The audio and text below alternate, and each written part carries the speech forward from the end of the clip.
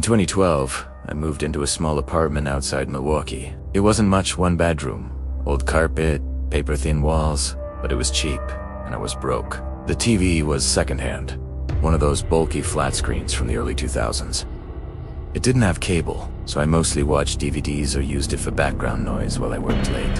One night, around 2 a.m. I was lying on the couch, half asleep, when the screen flickered. For a split second, I thought I'd lost power, but then I realized the TV had switched to a static channel all by itself. The remote was on the coffee table.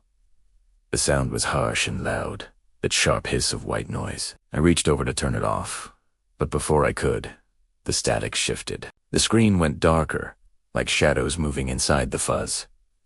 Then I heard a voice, faint and broken through the static. A woman's voice.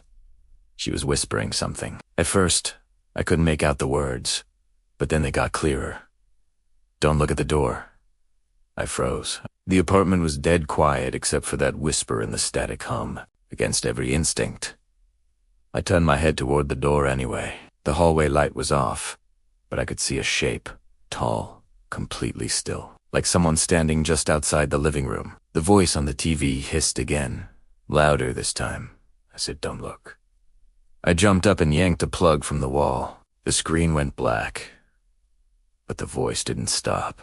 It was still whispering. Only now, it was coming from behind me. I ran out of the apartment, barefoot, into the parking lot, and waited until sunrise. When I finally went back inside, everything looked normal, except for one thing. The TV was still unplugged, but the screen was faintly glowing. No picture, no sound, just a single line of text in the center that read, "You looked."